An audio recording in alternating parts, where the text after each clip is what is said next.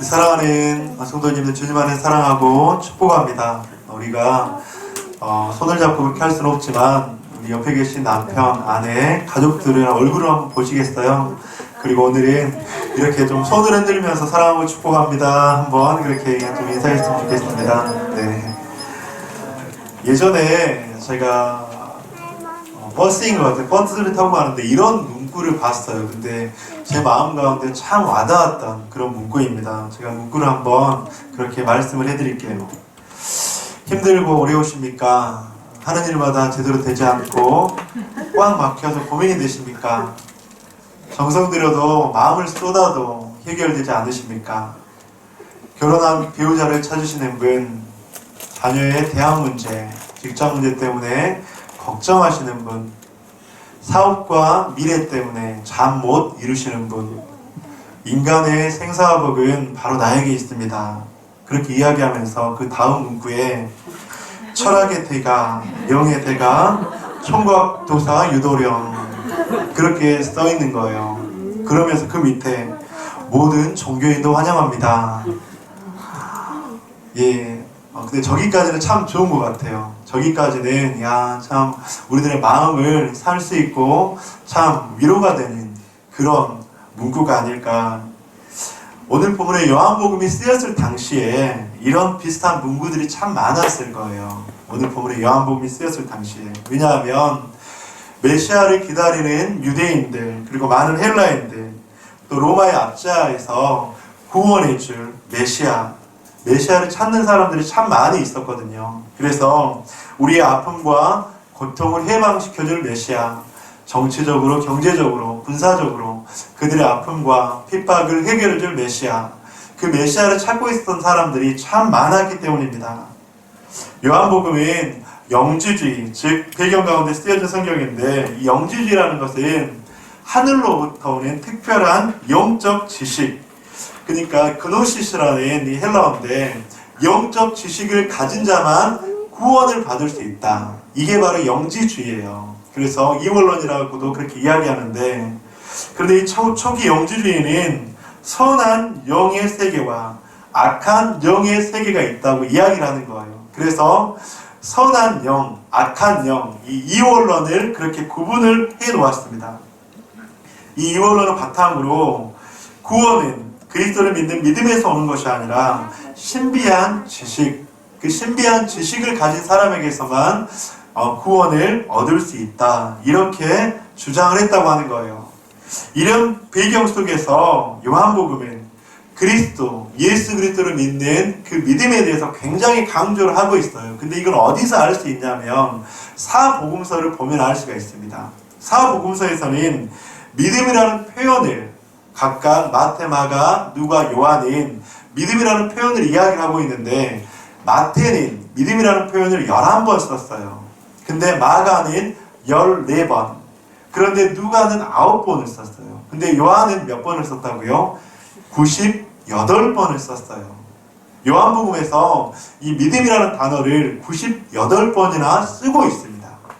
그런데 이 98번의 단어 중에서 동사가 무려 98번이에요. 여러분들 동사와 명사의 차이를 아시죠? 그런데 동사가 98번이나 기록되어 있다고 하는 것입니다. 즉 믿음인 명사가 아니라고 하는 거예요. 믿음인 관념적인 것이 아니라 실제적인 것, 행함이 바로 믿음이라고 사도 요한은 그렇게 이야기를 하고 있다고 하는 것입니다. 이런 배경 속에서 본문은 실제적인 육신의 죽음 앞에 아파하는 인간의 문제를 다루고 있습니다. 너무나도 잘 알고 있고 유명한 바로 죽음에서 다시 살아난 나사로의 이야기가 오늘 본문의 이야기입니다. 사랑하는 성도님들, 죽음 그리고 부활에 대해서 여러분들 생각해 보고 계시죠? 죽음에 대해서, 부활에 대해서. 더불어 가족들에게 이런 질문을 한번 해보고 싶습니다. 성도님들은 죽음에 대해서 어떻게 생각하세요? 죽음. 혹시 내가 빨리 죽어서 천국 가고 싶다, 그런 분들 계세요 혹시? 죽음에 대해서 묵상하고 죽음에 대해서 여러분들 비관적인 죽음이 아니라 바로 천국 소망을 바라는 것이죠. 그렇다면 죽음 이후에 여러분들 부활에 대해서도 여러분 묵상을 하고 계십니까? 죽음 이후 부활에 대해서 나는 생각을 하고 있는가? 여러분들 찰스 스윈돌이라는 유명한 신학자는 죽음에 대해서 이렇게 이야기를 했어요. 죽음은 매정한 것이다. 죽음은 가차없다. 죽음은 경고 없이 올 때가 많고 늘 무자비하게 닥쳐온다. 죽음은 속임수나 뇌물 따위로 따돌릴 수 없고 이기거나 피할 수 없다. 또한 죽음은 모든 사람에게 차별이 없다. 젊은이와 노인, 병자와 건강한 사람, 악인과 선량한 사람을 가리지 않는다. 죽음은 만민의 보편적인 것이며 모든 사람은 결국 죽음을 맞이하게 된다. 이처럼 모든 사람은 죽음 앞에서 약해질 수밖에 없고 죽음은 인생에서 피할 수 없는 현실이 바로 죽음이라고 하는 것이죠. 그런데 우리의 인생 가운데 이 죽음이 끝이라면 얼마나 참담하고 이 죽음이 끝이라면 얼마나 우리는 절망 가운데 살 수밖에 없을까. 저는 장례식을 갈 때마다 참 많이 느껴요, 여러분들. 장례식에서 노래를 부른다는 것, 여러분들 세상의 가치로는 이해할 수가 없잖아요. 세상의 가치 속에서 장례식을 치르는데 제일 슬퍼하는데 제일 아파하는데 제일 어려운 시간인데 그 시간 속에서 노래를 한다는 것, 찬양을 한다는 것, 기뻐한다는 것. 그런데 예수 그리스도의 부활을 믿는 인생, 이 땅이 끝이 아니라 영원한 천국을 바라는 사람들에게는 그 죽음, 슬프고 아프고 힘들지만 그것이 끝이 아니라 우리의 영원한 소망이 있기 때문에 그곳 가운데서 찬양할 수 있고 그곳 가운데서 감사할 수 있다고 하는 것이죠. 그래서 오늘 본문에서 다시 한번 사도 요한은 말씀을 하고 있습니다. 예수께서 이르시되 나는 부활이요 생명이니 나를 믿는 자는 죽어도 살겠고 무릇 살아서 나를 믿는 자는 영원히 죽지 아니하리니 이것을 내가 믿느냐. 우리 사랑하는 성도님들 이걸 믿습니까? 우리 옆에 계신 남편, 아내, 자녀들에게, 특별히 자녀들에게 한번 물어보세요. 이것을 믿니? 부활은 기독교의 핵심입니다. 부활은 기독교의 본질입니다. 부활은 기독교에서 가장 중요한 교리입니다. 그런데 이것을 반대하거나 믿지 않는 사람은 없을 거예요. 특별히 구원받은 하나님의 백성이라면 부활에 대해서 인정하지 않을 사람은 없을 것입니다. 그런데 너무나도 원초적이고 교회 학교에서 할 만한 질문, 더버듬의 가족들은 부활하신 예수 그리스도를 믿으십니까? 믿으세요? 아멘. 부활이신 예수 그리스도께서 마지막 때 다시 재림하셔서 우리의 부활의 영광과 소망이 되실 것을 믿으십니까? 그런데 많은 한국 교회의 성도들은 이것을 놓치고 있다고 하는 거예요. 부활의 중요성. 그것은 부활에 대해서 과거적 지식, 미래적 소망은 있는데 부활의 현재적 삶은 살지 못한다고 하는 것입니다. 여러분들, 예수 그리스도께서 죽은 자 가운데서 다시 살아나신 사건은 과거적 사실입니까? 현재적 사실입니까? 예수님께서 부활하신 사건은 과거적 사실이에요? 현재적 사실이에요? 미래적 사실이에요? 과거적 사실이죠. 예수님께서 2000년 전에 이 땅 가운데 오셨다가 십자가 못 박혀 돌아가시고 그리고 죽은 지 사흘 만에 부활하셨잖아요. 그것은 과거적 사실이잖아요. 그리고 예수님께서 다시 부활하셔서 그러니까 지금 예전의 부활이 아니라 다시 재림하시고 부활하셔서 우리의 영원한 소망이 되실 것이다. 그것은 현재적 사실입니까? 미래적 사실입니까? 미래적 사실이라고 하는 것이죠. 우리가 이것은 잘 믿어요, 여러분들. 이것은 잘 알고 있어요. 그런데 예수님께서 과거적으로 부활하셨고 또 미래적으로 재림하셔서 부활하실 거예요. 근데 과거적, 미래적 소망을 가지고 있는데 과연 현재적인 삶 속에서 부활의 영광, 부활의 능력을 믿고 부활의 그 능력으로 살아가는가? 오늘 함께 나누고 싶은 것이 바로 부활의 현재적 삶입니다.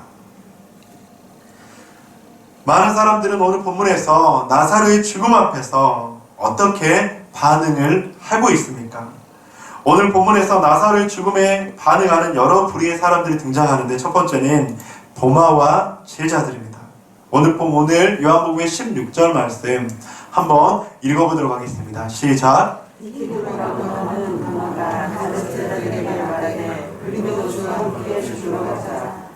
우리도 주와 함께 죽으러 가자. 예수님의 제자인 도마는 죽으러 가자는 표현을 쓰고 있습니다. 도마의 고백은 용기와 헌신과 희생의 고백인 것 같습니다. 하지만 예수님의 십자가의 부활에 대해서 이해하지 못하는 고백이기도 해요. 당시 유대인들은 예수님의 기적과 행사를 보면서 예수님을 돌로 치려했습니다. 8절 유대인들이 돌로 치려했는데 또 그리로 가시려 하나이까? 그런 행동들은 생명의 위기, 죽음의 위기를 느끼기에는 충분했습니다. 돌로 치려하는 유대인들, 위기를 맞는 도마와 제자들은 그 현실 속에서 뛰어들어서 죽음을 맞으려는 예수님의 죽음이 마지막이라고 생각하면서 부활을 이해하지 못했다고 하는 거예요. 도마와 제자들은 온전하게 과거적, 미래적 그 예수 그리스도에 대해서 현재적 예수 그리스도의 부활에 대해서 이해하지 못했다고 하는 것입니다. 왜냐하면 우리도 죽으러 가자. 그러니까 죽으러 가자고 하는 거예요. 또 오늘 본문에서 유대인과 이스라엘 종교 지도자들이 등장을 합니다. 45절에서 47절 한번 읽어주시기 바랍니다. 시작!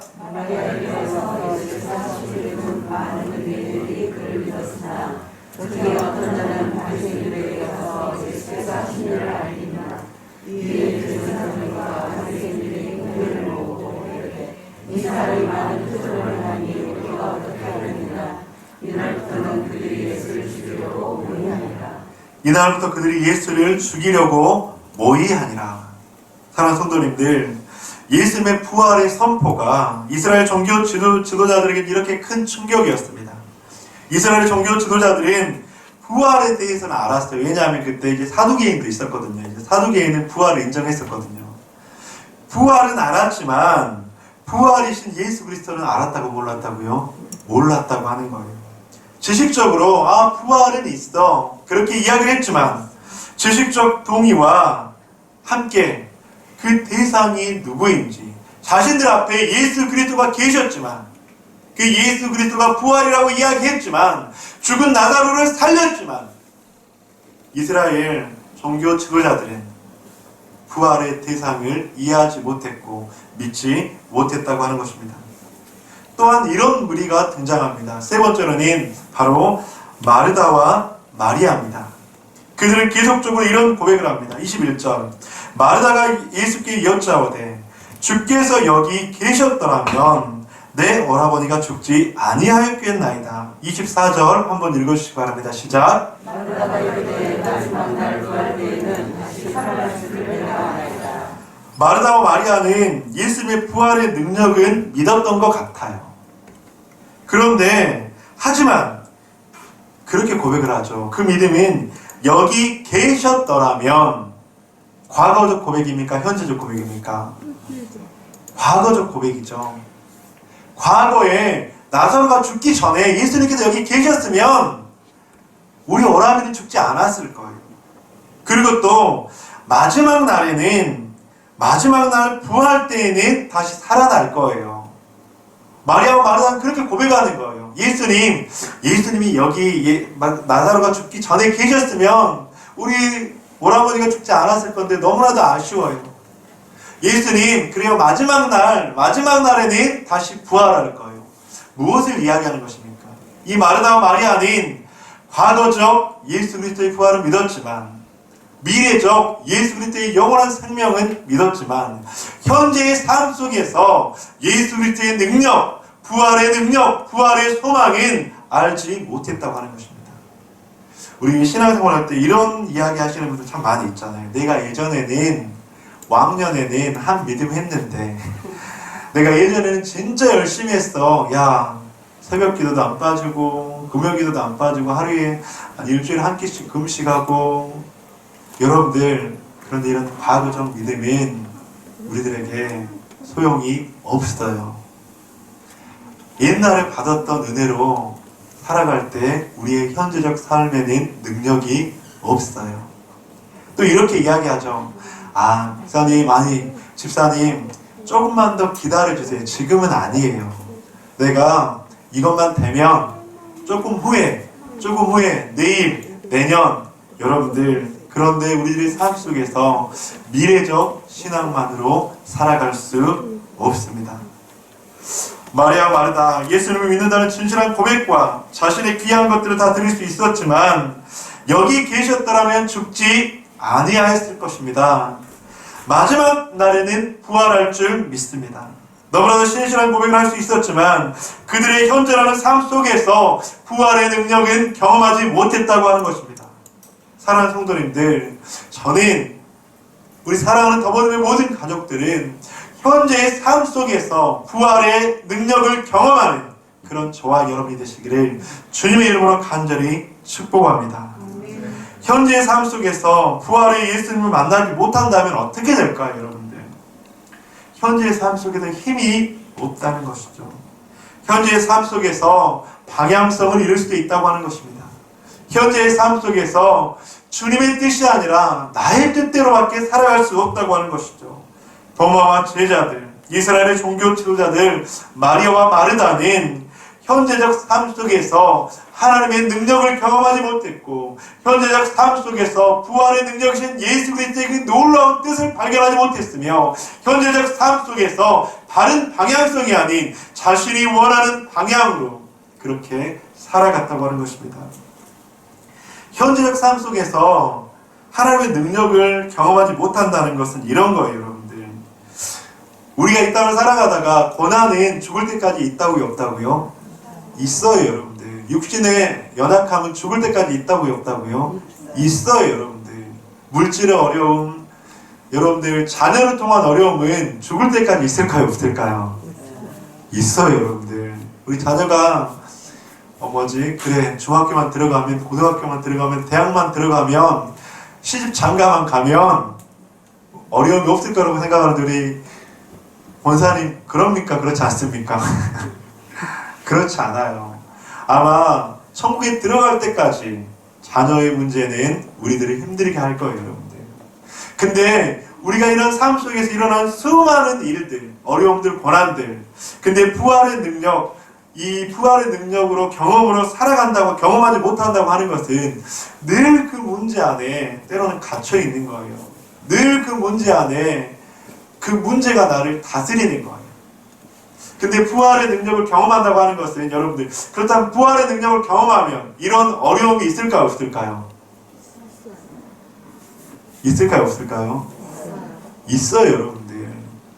부활의 능력을 경험하고 구원에 하나님을 만났다고 해서 이런 일들이 없을까요?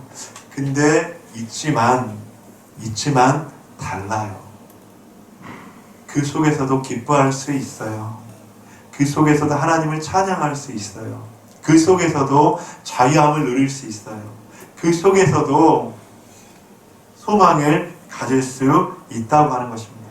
이것이 바로 부활의 능력을 경험하고 부활의 능력으로 살아가는 사람들에게 주시는 하나님의 놀라운 축복인 줄 믿습니다. 우리들의 모습을 다시 한번 돌아보았으면 좋겠습니다. 예수님의 죽음과 부활을 믿지 않은 성도들은 없을 것입니다. 예수께서 이르시되 나는 부활이요 생명이니 나를 믿는 자는 죽어도 살겠고 무릇 살아서 나를 믿는 자는 영원히 죽지 아니하리라. 이 말씀을 또한 믿지 않는 성도들도 없을 것입니다. 하지만 믿음은 과거적인 것에 제한되지 않고 예수님의 십자가에 못 박히신 것 다 알아. 나도 예전에는 그런 믿음이 있었어. 이런 신앙이 아니라 부활의 영광, 소망만을 바라보는 미래적인 것뿐만 아니라 믿음은 바로 현재적인 것인 줄 믿습니다. 부활의 능력으로 살아가는 그 삶은 현재의 삶 속에서 부활의 하나님, 부활의 능력을 경험하는 것, 그것이 바로 부활의 능력으로 살아가는 인생인 줄 믿습니다. 그렇다면 어떻게 현재의 삶 속에서 부활의 능력을 경험할 수 있을까? 두 가지만 오늘 부활주를 맞이해서 함께 좀 나누기를 소망합니다. 첫 번째는 고난 너머에 계신 예수 그리스도를 볼 수 있어야 합니다. 여러분들 No cross, no crown 이란 말 여러분들 아시죠? 고난 없는 영광은 없다. 부활의 영광만을 바라보며 현재 당할 고난을 인정하지 않으면 안 된다고 하는 것이죠. 사랑하는 성도님들, 저는 우리 사랑하는 더보드 모든 가족들이 영광의 예수 그리스도, 부활의 예수 그리스도를 바라보면서 우리의 삶 속에서 때때로 찾아오는, 쉴 수 없이 찾아오는 이 고난이라고 하는 그 고난을 다시 한번 그 고난 속에 머무르는 것이 아니라 그 고난 너머에 계신 예수 그리스도를 찾는, 구하는, 만나는 여러분들 되시기를 주님의 이름으로 간절히 축원드립니다. 근데 한국 교회 가운데 기복신앙이 참 많아졌어요, 여러분들. 그래서 예수 믿으면 어떻게 된다고요? 복 받는다, 형통하다. 여러분들 예수 믿으면 복 받아야 돼요, 받지 않아야 돼요? 형통해야 돼요, 형통하지 않아야 돼요? 풍요해야 됩니까? 되지 않아야 됩니까? 저는 여러분들 모두가 그런 여러분들이 됐으면 좋겠습니다. 늘 그렇게 기도하고 있어요. 사랑하는 우리 더보드 모든 가족들은 풍성함을 경험하고 풍요함을 경험하고 꾸는 자가 아니라 꾸어주는 자가 되고 갖고 있는 자가 아니라 더 베푸는 자가 되고, 저는 우리 더보드 모든 가족들이 그렇게 풍성함과 풍요함과 나누는 인생들이 되기를 늘 기도하고 있습니다. 그런데 이것이 자칫 기복신앙으로 그렇게 바뀌면 안 된다고 하는 거예요. 여러분들, 고난도 분명하게 있어요. 아픔도 있어요. 하지만 우리는 부활의 능력을 경험할 수 있는 성도라면 그 속에서도 고난 너머에 계신 예수 그리스도, 아픔 속에서도 기쁨을 발견할 수 있는 예수 그리스도, 바로 그런 신앙이니 우리 더보듬의 모든 가족들이 되시기를 주님의 이름으로 간절히 축원드립니다. 제가 이제 부활주일 맞이하면서 좀 많이 고민이 됐어요. 왜냐하면 이제 이 설교 본문이 목사님 부활주일 기쁜 날 너무 좀 비판적이고 비관적이지 않을까, 이제 그런 혹시라도 느낌을 여러분들 가질 수 있을까봐. 근데 여러분들 기억하시기 바랍니다. 저희 오늘 설교 포커스는 고난이 아니라 그 고난 너머에 있는 예수 그리스도입니다. 그 예수 그리스도가 우리에게 사망을 깨뜨리고 부활 가운데 풍성함과 풍요함을 주시고 기쁨과 찬양이 될 줄로 믿습니다. 두 번째로 어떻게 하면 부활의 능력을 경험할 수 있을까? 둘째로 죽을 때 부활의 능력을 경험할 수 있습니다. 또 좀 무거운 말인 것 같죠? 죽을 때 부활의 능력을 경험할 수 있습니다. 저희가 고난주간이나 부활주일에 꼭 빼놓지 않는 예화들 가운데 하나가 저희 다은이 예화예요. 혹시 들어보셨는 분들도 아마 많이 계실 거예요. 저희 다은이가 5살 때예요. 5살 때. 부산에 살 때인데 이제 고난주간 성금요일이었어요. 그때 이제 다은이한테 다은아, 오늘 예수님께서 돌아가신 그 고난주간 가운데 십자가 못 박혀 돌아가신 이제 그날이라고 이제 그렇게 가정예배 드릴 때인가 그렇게 이야기했는데, 그때 이제 다은이가 울기 시작한 거예요. 그러면서 1시간 동안 이제 울음을 안 그치는 거예요. 1시간 동안. 계속 꾹꾹 울면서 예수님께서 돌아가셨다고, 예수님께서 너무 아프셨다고, 그러면서 계속 우는 거예요. 근데, 그러니까 울지 마라 그래도 울음을 안 멈추는 거예요. 그래서 그때, 다나 예수님께서 돌아가셨는데 부활하실 거야, 이제. 다시 사실 거야. 그걸 이야기했는데도 그 아이한테는 그게 이해가 안 됐나 봐요. 근데 사랑하는 성도님들, 우리 모두에게는 부활을 경험하기 위해서는 죽음이 있어야 될 줄 믿습니다. 그것은 바로 예수 그리스도의 십자가임을 고백합니다. 그런 의미에서 사도 바울이 했던 고백은 너무나도 대단한 고백이에요. 고린도전서 15장 31절, 32절 함께 읽어보도록 하겠습니다. 시작. 형제들아, 내가 그리스도 예수 우리 주 안에서 그들보다 멀리 나의 사랑을 두고 나는 어머니 나는 날마다 죽노라. 내가 사람의 방법으로 애쓰시고 예수와 싸웠다면 내게 무슨 일이 있으리요. 죽으다가 다시 살아나게 된다면 내 죽을 터이니 억울한 사람이라. 아멘. 근데 저는 이 사도 바울이 나는 날마다 죽노라가 전혀 무겁게 들려지지가 않는 거예요. 나는 날마다 죽노라, 그 사도 바울의 고백은 어떤 고백일까요? 바꾸어서 말하면 나는 날마다 부활했노라, 나는 날마다 살았노라, 나는 날마다 부활의 능력으로 하루하루 살아가노라. 사도 바울의 고백은 바로 그거예요. 여러분들, 죽는다는 것은요, 바로 새롭게 산다는 것을 의미해요. 죽는다는 것은 바로 나는 죽고 예수로 산다는 것을 의미한다고 하는 거예요. 사도 바울은 무엇을 죽였을까요? 자신의 욕망을 죽였을 거예요.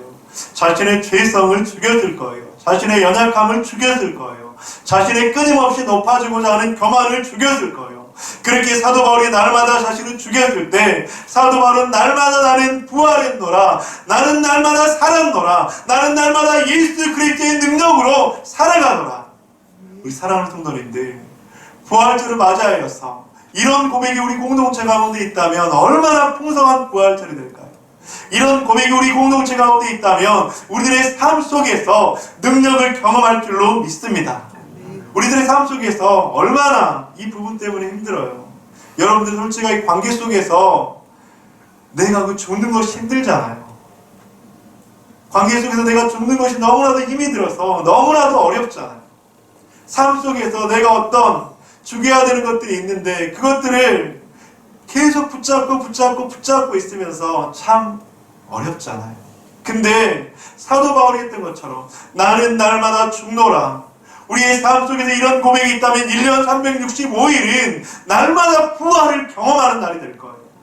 날마다 부활을 경험하는 인생, 그 인생이 바로 날마다 부활의 능력으로 살아가는 인생이 될 줄로 믿습니다. 사랑하는 성도님들, 그래서 사도 바울은 갈라디아서 2장 20절에서 그렇게 이야기합니다. 내가 그리스도와 함께 십자가에 못 박혔나니 그러니 이제는 내가 사는 것이 아니요 오직 내 안에 그리스도께서 사시는 것이라. 이제 내가 육체 가운데 사는 것은 나를 사랑하사 나를 위하여 자기 자신을 버리신 하나님의 아들을 믿는 믿음 안에서 사는 것이라. 사도 바울은 죽었지만 절대 죽지 않았습니다. 사도 바울은 자기 자신을 날마다 죽음 앞에 놓는다고 했지만 죽는 것이 아니라 날마다 살아 숨쉬는 인생이 된 줄로 믿습니다. 그래서 존 스토트 목사님은 이 갈라디아서 2장 20절을 가지고 이렇게 설명을 했는데 마음 가운데 너무 와닿더라고요. 제가 한번 읽어드리겠습니다. 내가 현재 살고 있는 삶은 전적으로 다른 삶이라고 할 수 있다. 더 이상 살아있지 않는 것은 옛날의 나, 죄되고 반항적이며 악한 나를 사랑하사 나를 위하여 자기 목숨을 버리신 하나님의 아들 안에 믿음으로 살아있는 것은 새로운 나, 의롭다함을 받고 정죄함에서 해방한다. 사랑하는 성도님들, 부활의 삶을 살기 위해서는 날마다 십자가에 나를 못 박아 죽여야 한다는 것이죠. 그렇게 죽었을 때 나의 죄된 모습은 죽고 새로운 나의 모습은 살아날 줄로 믿습니다. 365일 부활의 날이 될 수가 있겠습니까? 없겠습니까? 있어요. 매일마다 한 번씩만 나를 한번 죽여보세요. 그러면 날마다 부활의 날이 될 거예요. 하루에 한 번씩만 내가 죽어지면 365일 부활의 날이 될 줄로 믿습니다. 사랑하는 성도님들, 2020년 부활절을 맞이하면서 우리 공동체는 부활절이 과거적인 부활절이 아니라 미래적인 부활절이 아니라 현재의 삶 속에서 부활의 능력을 경험하는 그런 부활의 날이 되시기를 주님의 이름으로 간절히 축원드립니다. 여러분들 가정에서 부부관계 속에서 하루에 한 번씩만 나를 죽여보세요. 자녀들과의 관계 속에서 하루에 한 번씩만 나를 죽여보세요. 그 가운데 새로운 생명이 살아날 거예요. 수많은 관계 속에서 참 이 나를 죽는다는 것이 참 죽인다는 것이 참 힘들지만 그런데 그 속에서 새로운 생명이 새어난다면 얼마나 의미 있는 일이겠습니까? 사랑하는 성도님들, 과거적, 미래적 부활이 아니라 현재의 삶 속에서 부활의 능력으로 살아간다면 우리 인생 가운데 기쁨이, 소망이, 그리고 하나님을 찬양하는 찬양이 우리 가운데 가득할 줄 믿습니다. 말씀을 마무리하도록 하겠습니다. 죽음 그리고 부활에 대해서 어떻게 생각하십니까? 도마 제자들, 유대인과 이스라엘 종교자들, 종교 지도자들, 그리고 마르다와 마리아. 현재적 삶에서 부활의 예수님을 만나지 못하면 우리는 너무나도 우리들의 삶이 어둡고 힘들고 아프고 고통스러울 거예요. 하지만 현재의 삶 속에서 부활의 예수 그리스도를 만난다면 우리들의 삶은 어두움이지만 빛 속에서 살아갈 수 있고 절망이지만 소망 가운데 살아가게 될 줄 믿습니다. 그러기 위해서 고난 넘어 예수 그리스도를 바라보고 죽을 때 부활의 능력을 경험할 수 있는 것을 믿으며 이번 한 주 하루하루 부활의 능력, 부활의 소망으로 살아가는 저와 여러분 되시기를 주님의 이름으로 간절히 축원드립니다.